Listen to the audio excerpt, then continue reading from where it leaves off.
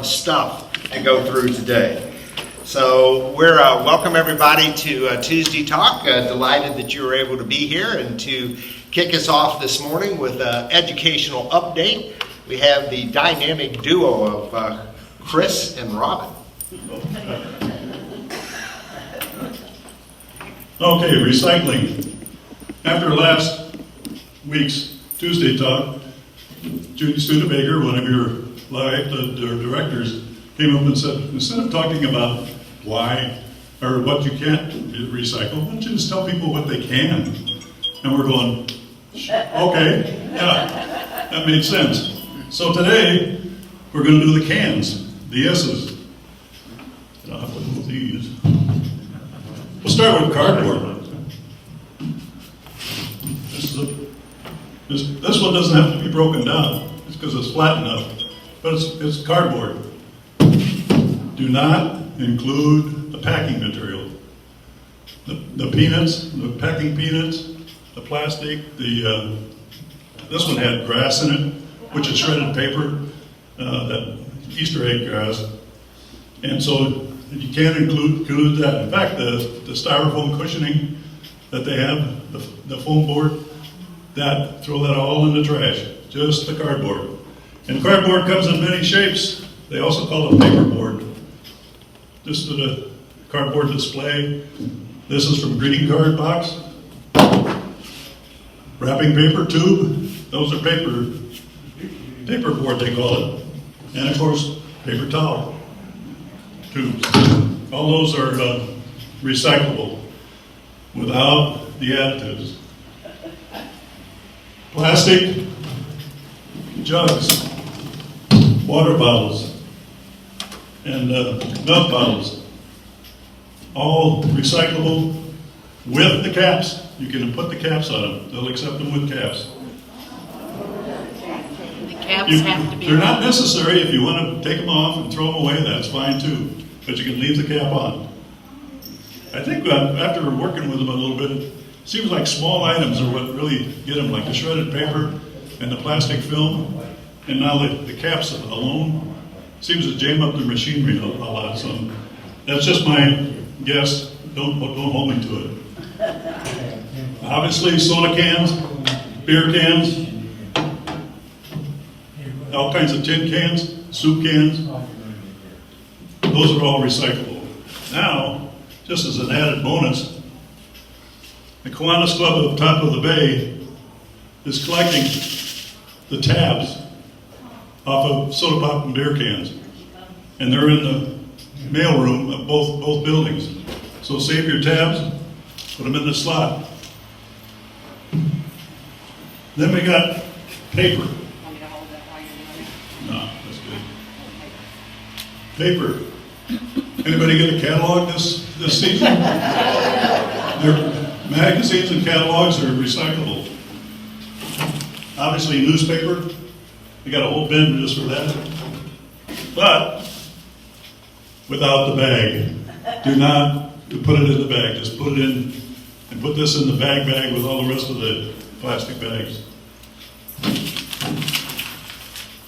Paper of all sorts and sizes, types, and you can use it as confetti, but all that kind of stuff. Now, when I get back to a little bit of cardboard here, this box is a sample. Usually they're bigger than this. They take up a lot of room when they're not broken down. So however you open the top, flip it over,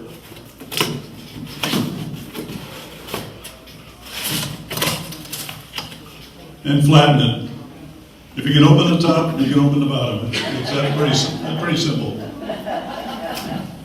And one more plug for the Arts and Crafts room. Sorry about that, this microphone's on. Greeting cards. Tis the season for greeting cards. These are recyclable. After you're done with them, take them to the card shop, put them in that little in basket they've got there, and they'll make a new card out of it and recycle it. And all the trimmings go into the recycling without glitter. You know, you can't recycle glitter. One of the other minor little rules they've got. But we'll cover more of that next week. Did you want to talk about anything from here? Yeah, that was my reminder sheet. This is a flyer I've got off of the Waste Management website. That's an interesting tongue twister. And they have a list of what is recyclable. So if you're at your computer, WM.com, pretty easy. Then go hit on recycling, and they got a whole list of what you can and can't recycle. But I missed. Nothing, I was just going to finish up Okay, this part. there we go. Okay, so for quite some time, we've had these posted at mail areas for everybody, telling them what goes where. Those are now going to be in everybody's mail slot. One last gentle reminder that this is what we can and will recycle. And come on down, do it. If you don't want to recycle, you always can throw it away. And we've talked a little bit here. I was talking with Janet Hawks about how we as residents can help our neighbors recycle better. It needs some discussion. It needs some involvement. Her suggestion was that we might want to volunteer, those of us who care about it, maybe an hour or two of your time to stand in the recycle room and gently help folks who come down to do it. I don't know how many people are interested. She doesn't either. But if you think you might be interested in some kind of grassroots effort to help get people organized on recycling, would you please give me a call or drop me a note? It's really up to us. Maybe not right this minute. But if you would like to help us with this, we would appreciate it. Any questions? On the recycling, a lot of times we get juice in the big containers and like almond milk or the different types of milk. They have a plastic cap, but it's made of cardboard. I wash mine out, flatten it, and recycle the cardboard and put the plastic in with the plastics. Is that acceptable or? When in doubt, throw it out. Yeah. Okay. It is cardboard.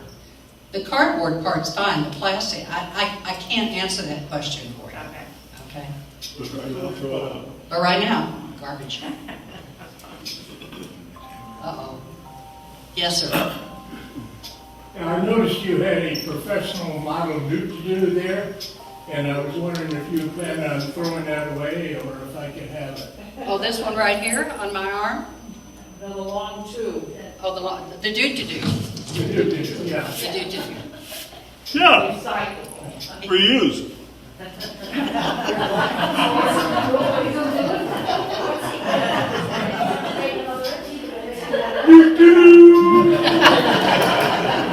Thank you, thank you.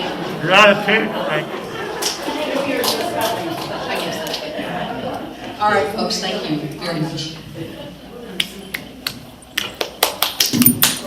All right, let's dig into COVID, and we also are going to talk a little bit about the new vaccines and give you an update on where we stand with that. But to get started, let's take a look at the numbers for COVID. So here is the data for the Florida cases. We're at 1,100,000 that have tested positive.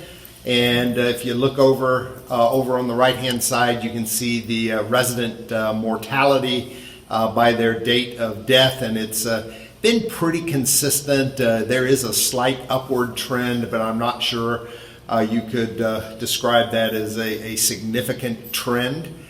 Let's go to Florida testing, which is the next slide over.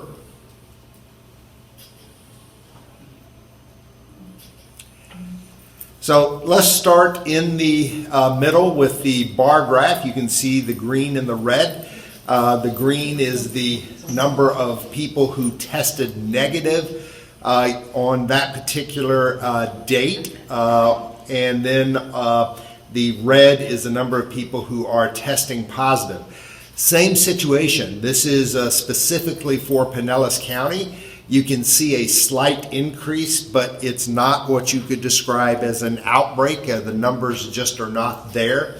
The Florida testing yesterday. You'll remember that they've gone to a daily testing number as opposed to a weekly. The numbers started to get large enough that they wanted the data on a daily basis. And so we had 4,726 people who were tested yesterday, and you can see the vast majority were negative, but we still had 344 who tested positive, and that gives us a positivity rate of 7.28.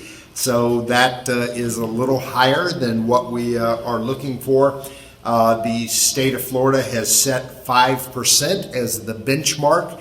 If you are at 5% or below, you do not need to take extraordinary precautions.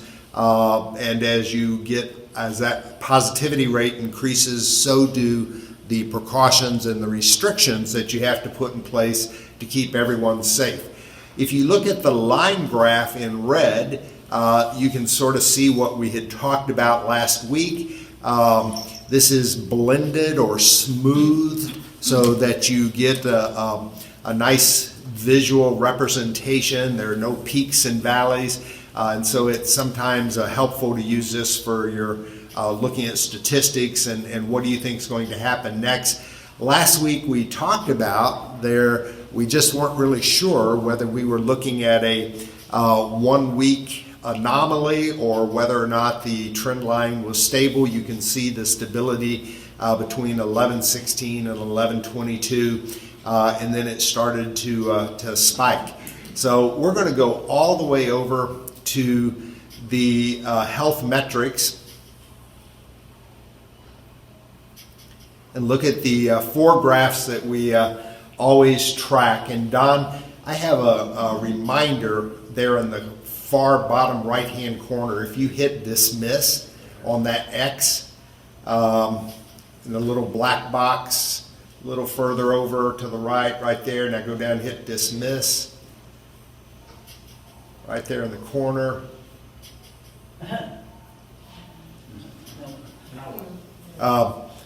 So if hit escape once, and then see the X right down here in the corner where it says dismiss. Below, yeah. Right, just hit that. Perfect, there we go. So here are the 4 charts that we track every single week, and upper left-hand corner in brown, those are the number of flu-like symptoms that are presenting at emergency rooms, and you can see we had that early spike at the first of the month, and then it sort of has trailed off, and it still is continuing a little bit of a downward projection. Same thing is true with those people showing up in the emergency rooms with COVID symptoms. That's the purple line in the bottom left-hand side.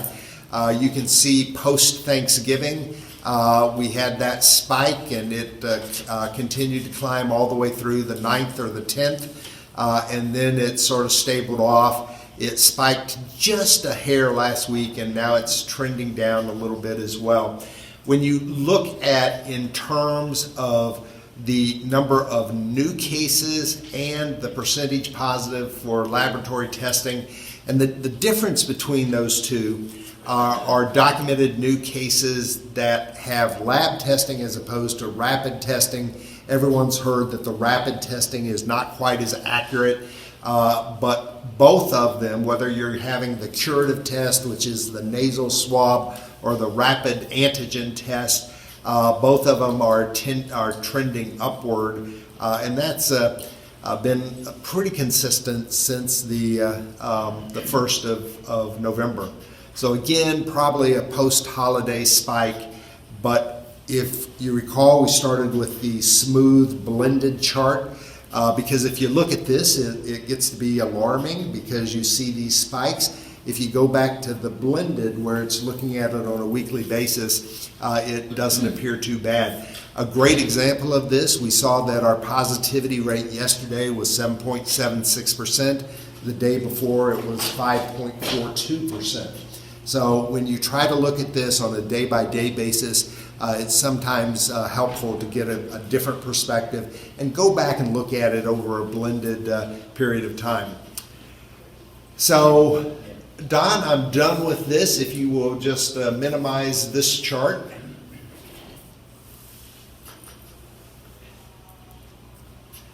And now I have a PowerPoint up here on the screen.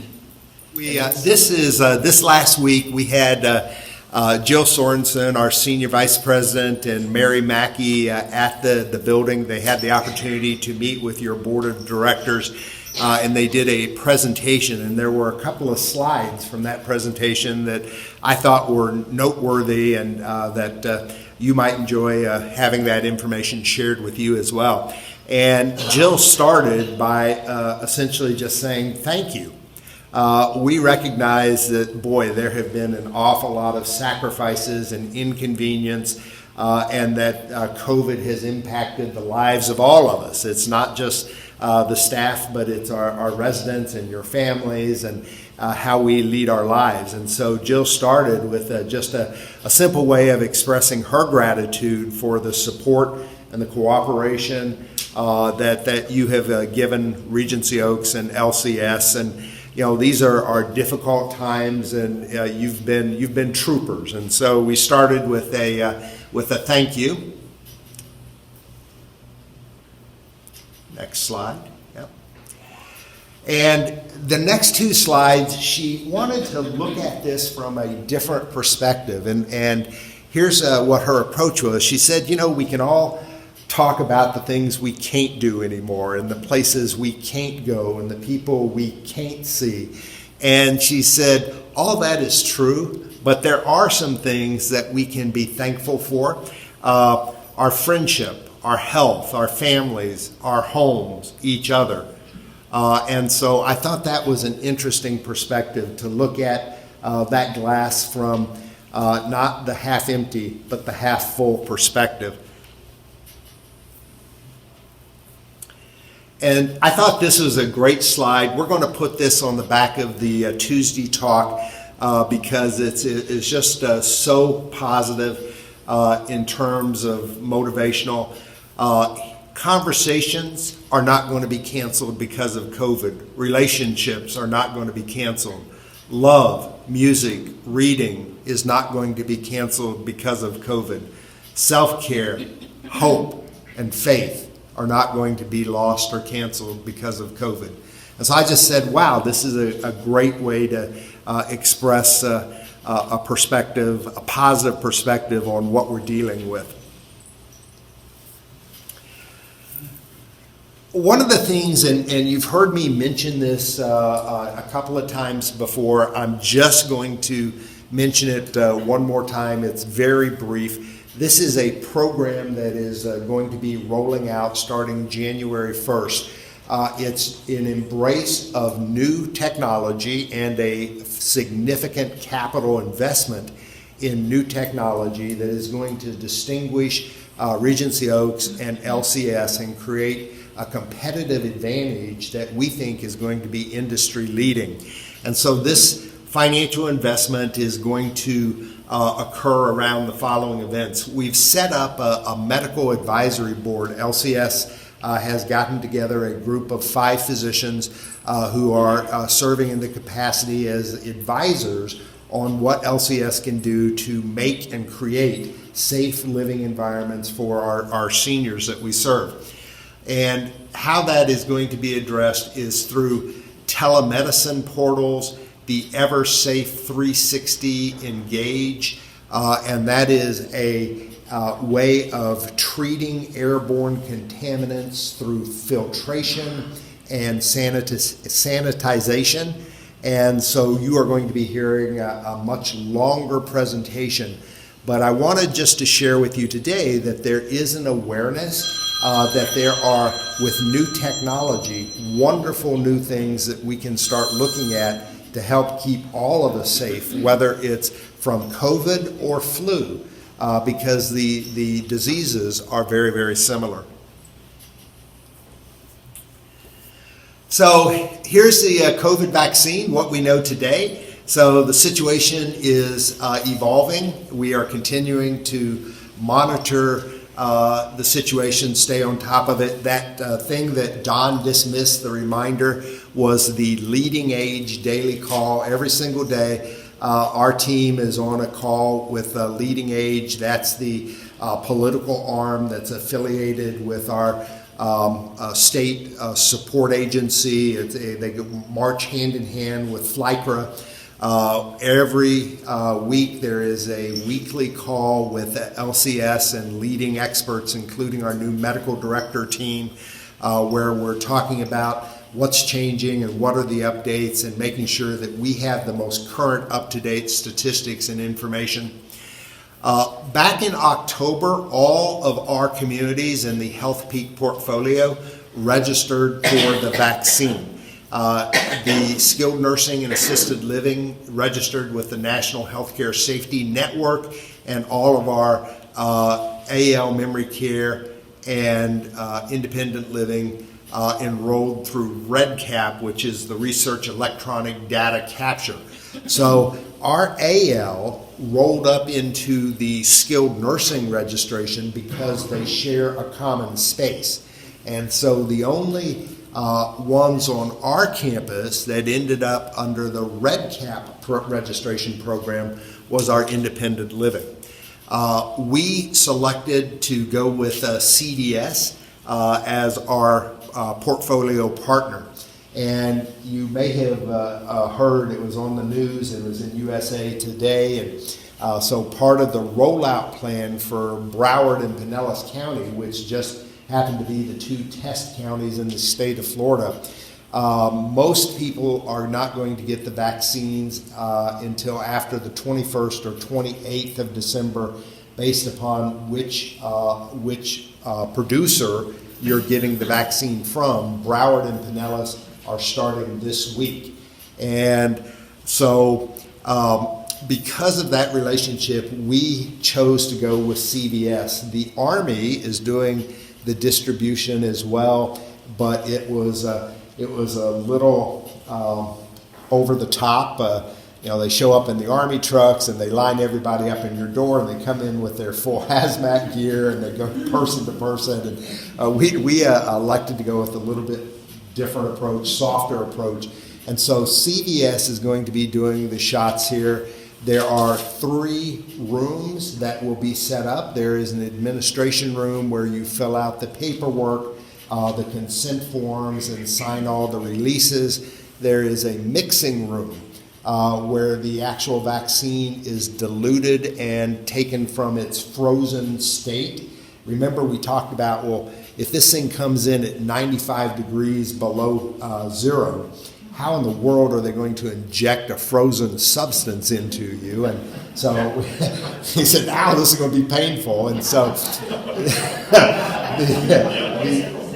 the answer is they have a clean room, and in the clean room, that's where they take the frozen product, they dilute it, and then that mixture is what they actually end up injecting in a third room.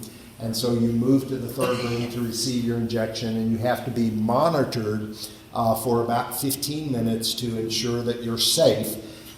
This vaccine is incredibly safe, but it does have one of the side effects that they're a little concerned about is allergic reactions to if you have allergies. They've had some individuals with allergic reactions, and so the monitoring period is designed with an EpiPen right there on the scene, so that if you have a reaction not to the vaccine but to an allergic reaction related to your allergies, they're going to monitor you for those first 10 to 15 minutes. So we got the government approval. It was approved on 12/11. There are 3 different vendors out there. They're expecting this is the Pfizer. They're expecting there are 2 others. One they're expecting to have approved today, and the third is running into some complications, and that may not be approved for another couple of weeks. The third vaccine is the one that is the single-dose vaccine, and that's the one where they're running into some problems. The state is determining how this is going to be administered. We talked a little bit about that last week. Some states have a different ranking in terms of nursing homes, the elderly, school teachers, first responders, firefighters, and police. And so the state of Florida is the one making the determination as to how that's going to be delivered here. And next page. So CVS is supplying all the personnel and the supplies necessary. They will provide the consent form. The community is responsible to get the resident staff to the designated space. That's going to be our responsibility. Pfizer has a 95% efficacy rate for 65 and younger, 94.6 for those over the age of 65, and the Moderna has a very similar efficacy rate. So these are really, really successful rates.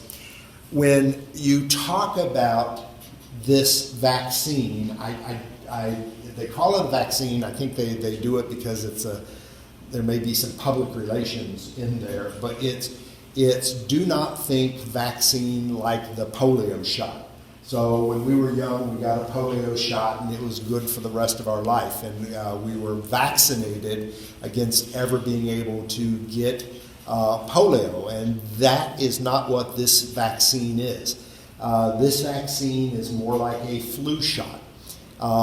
Every year, just as you take a flu shot, every year there's going to be a new COVID shot, and you will take it just like you do a flu shot.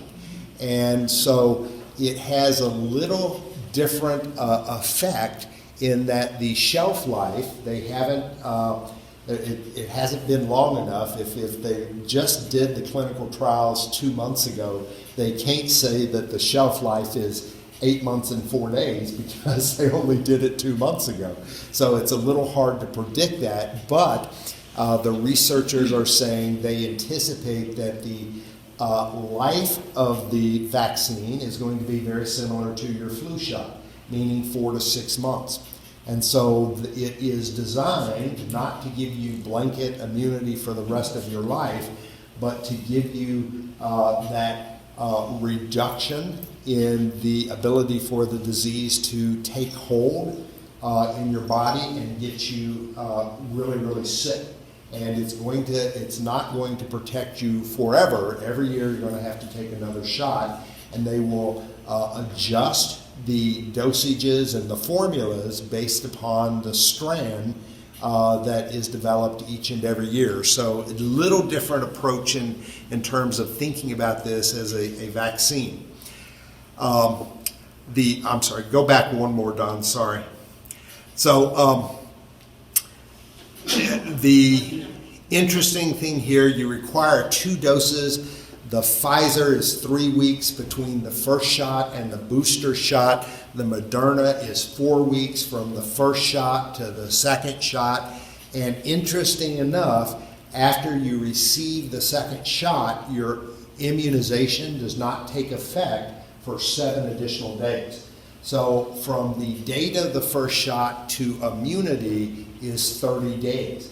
So there's a lot of confusion about that. People are thinking that if they get the vaccine, they're immediately protected, and that's not actually the case. It's about a 30-day period, and Tiffany reached for her mask. So the side effects, they're very limited side effects, and people talk about this being a painful vaccine. The 1 or 2 people that we've had on a call who have had it say it's very similar to getting the flu shot. You're going to get muscle soreness at the site of the injection. You could potentially get mild headaches, even some light nausea and some body aches, very, very similar to what you might experience with the flu shot. So there are no significant side effects that I'm particularly worried about or that's been documented in the literature. This is a great slide, and I wanted to share this. This is from the state of Texas, but it's true in Texas, it's true in Florida, it's true wherever you live. And so if you think about sitting down with loved ones at a table, whether it's a Thanksgiving table or a holiday table, and you have Uncle Alex from Hyde, the county positivity rate in Hyde County is 16.8%. And you have Julie from Gulford County, her positivity rate is 5.4. And over here in the Southamptons, where they are a little looser with their morals, the lady in the high heels, the lady in the high heels have a positivity rate of 24.4%. So as you think about gatherings, every person who's at that table comes from an area with a different positivity rate, and you can actually do some math and figure out, and this is the statistic, more than, for every 10 people at a table, one of you is already going to have COVID. And the infection risk of household contacts is 10 times higher than any other known contact. And so you've noticed that we had a little bit of a spike here at Regency Oaks over the last 4 or 5 weeks. There's a letter going out in your box today. We had 2 more COVID positive spikes yesterday, 1 resident and 1 staff. We probably believe this is all related to the holidays, the post-Thanksgiving spikes that we're beginning to see. And so just be cautious and be aware of, if you're sitting down with families, every person comes with a positivity rate.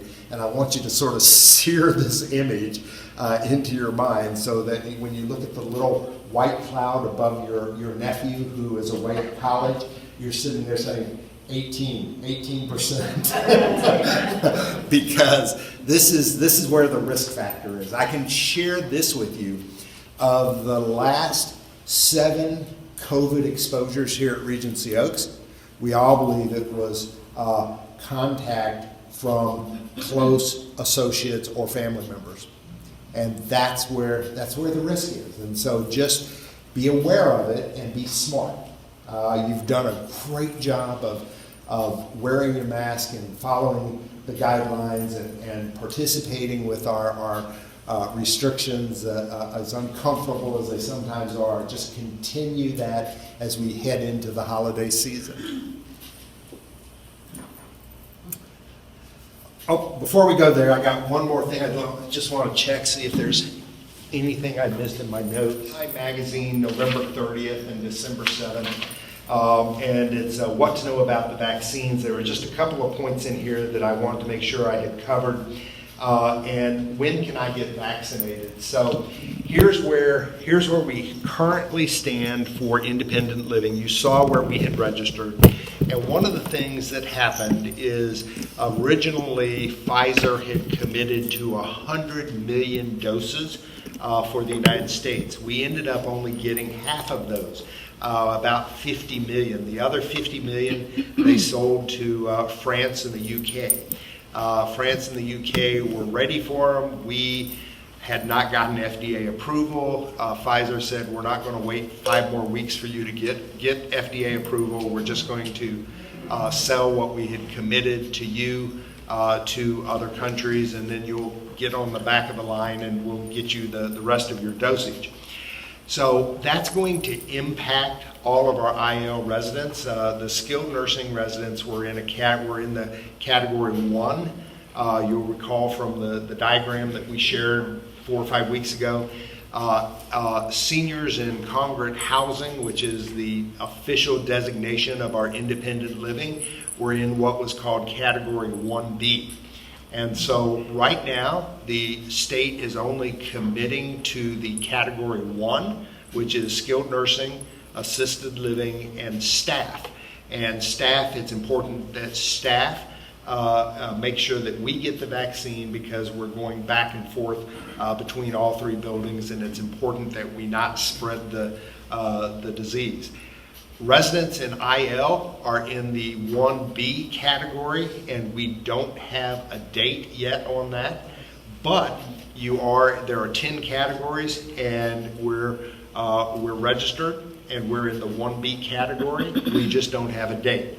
I can tell you that you're going to get it before the vast majority of Americans, but we don't have a date. So as soon as I hear something, that's something that we will share, and I don't even want to speculate because I've heard everything from 1st of January to 1st of May, and so the reality is we don't have a date, and we talk every day about it, and I'll update you as we go. I wanted to also mention, I thought this was really interesting, just a little more on the vaccine. I had one of the individuals on the call describe this about why is this so safe. Well, first off, it's an egg-based platform. And here's how the scientists were able to do this as rapidly as they were. They took a platform that they were already using for vaccines and flu shots, and then they took the string that the Chinese had developed through the RNA of the disease, and they were able to take that string and mount it into a platform that they had already developed. And so this guy described it as he said, all of you probably have grandchildren and great-grandchildren who play Nintendo. And so he said, think of this platform as the Nintendo Game Center, the console, and if you want to change games, you just take one tape out and you put another tape in. And he said, that's how the COVID vaccine is going to work. We're taking the platform, we're pulling the SARS or the flu vaccine cartridge out, and we're plugging in the COVID cartridge. And so it's sort of fascinating because it shows how scientists were able to do this in record time, and it was pretty significant. Can I choose which vaccine I want to get? There was I hear that question a lot, and they have finally given a ruling, and the answer is no. So whether you get it here or whether you go to a pharmacy or to one of the national health distribution points that will open later this spring, whatever the vaccine of the day is the vaccine that you're going to get. And there is going to be an identification card that everyone gets. It's not the tattoo. But the purpose of the identification card is it tells you which brand you received and when your return date is. Remember, the return dates were different. One was 3 weeks and the other was 4 weeks. And so that holding on to that card is going to be really important, because the vaccine is not effective without a timely second booster inoculation. So I wanted to just share that. And then one more thing. I hear this a lot. Will I still have to wear a mask after I get vaccinated? And if the answer is yes, studies so far show that the vaccine will only protect you against getting sick with the disease. It will not prevent the infection from the virus. And so, again, think of this like a flu shot. If you get a flu shot, it doesn't mean you won't get the flu, right? It means if you get the flu, the symptoms are going to be mild. And so the vaccine is more like a flu shot than it is a vaccine. Okay. Bobby Belcher and Miss Judy, can you step forward? And we all have to get in here close so that we can stay on the camera. And so last week, we wanted to try to make a presentation, and we didn't have the opportunity to do so, but LCS and Regency Oaks supports our Regency Oaks Scholarship Fund. It's something we believe in. The Employee Gift Fund is a wonderful gift that our residents so generously provide for our associates once a year, but the Gift Fund is different from the Scholarship Fund. The Scholarship Fund is a way to change lives forever, and you help create beautiful futures for our associates, and it's significant to us, and we like to contribute and support it. And so this is our second of our biannual donations to the Resident Scholarship Fund.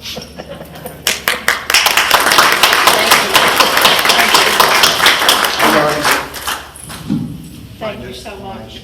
Absolutely. You can say a We few words. appreciate it. Thank you, we do appreciate it. We feel like that we are helping not only the young kids going to college, but also we have older associates, and if Brant wanted to go back to school, he'd be eligible also, because we're a 501c3. And we do appreciate it. I have one story I'd like to tell you. When we first moved here, we had a server, and she was excellent. And then she became an aide and a CNA, and she has now gotten her RN.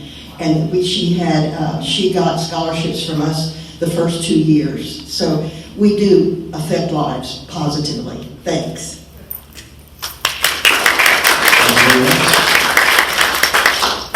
Okay, Miss Tiffany, do you want to come up and share our book? Yes.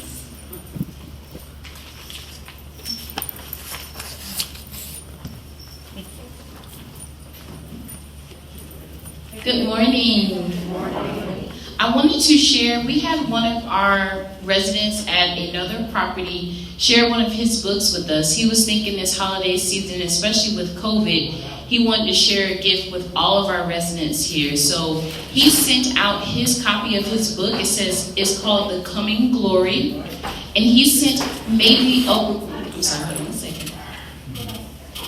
Sorry. He sent us about 300 or 400 books, enough copies for every resident to get one and receive for the holiday season. I have placed 10 to 15 in each mailroom, and I'll replenish it every day, but we would love for all of our residents to be able to take this gift and enjoy it this holiday season. We also have a synopsis there, so you're able to read up on that, but this would be a great gift to share with your family members once you enjoy, but we wanted to make sure to just be able to spread that joy with our residents here at Regency Oaks, so you can, again, find that in the mailroom. They are free. He has given it to us as a gift, but we would love to be able to share that with you this holiday season. Please feel free to stop by the mailroom and pick your copy up. I'll make sure to keep an eye on it so that you can always get a copy, or you can call myself, let me know, can you put one in my mailbox? Can you drop one off to me so that I can still enjoy that, especially since most of us are still quarantining in our apartments, being safe. So this would be a great way to occupy our time. Thank you.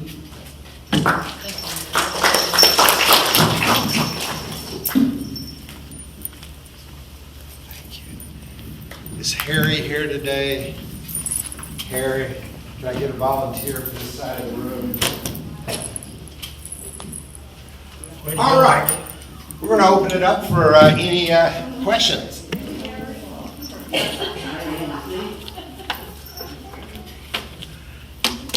All right, I must have talked too long. Oh, okay, here we go.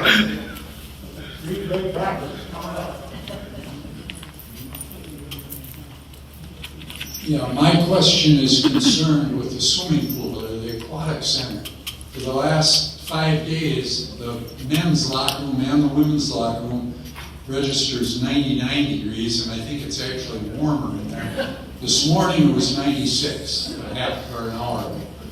And then the swimming pool, the big room, has been 81, and it's been up in the 86 range for the last 6 months. And that's made a difference in our family. So A great question, and so there are 2 systems in that pool, and we are having an issue with the system that controls the pool bathrooms. And so you probably have seen all the sweating on the ceilings, and so we had Airstrom out. We're waiting on a part, and we've corrected it, but the correction just as soon as we fixed it, within a couple of hours, it was breaking again. So we're waiting on a part, but we're aware of it. We're taking care of it, and we should be able to get that addressed. Thanks, Tom. Don?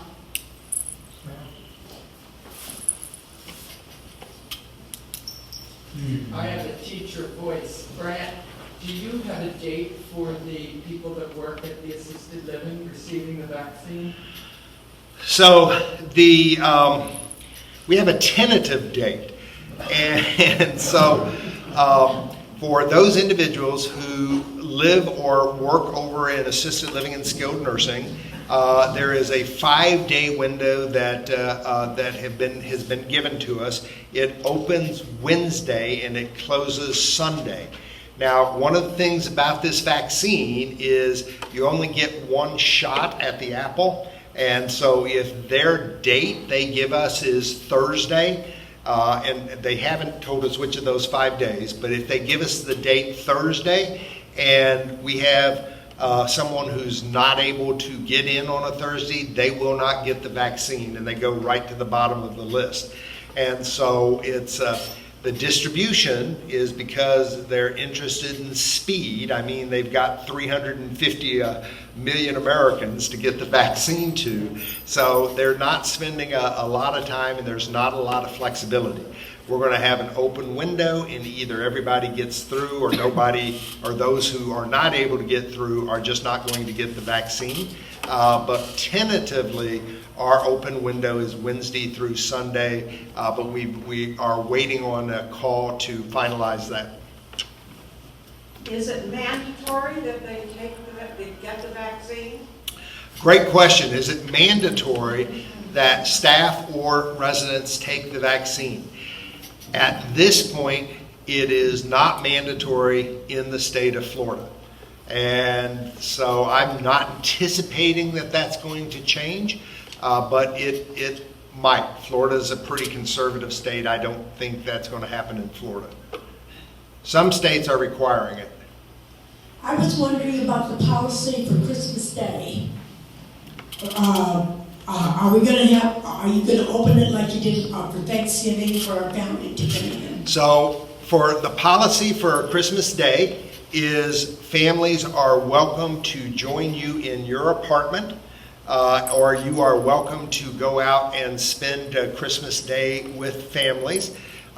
Think of our table in red and the positivity charts, but yes, you have that flexibility. We are not opening our dining rooms, common areas, or outdoor spaces to families.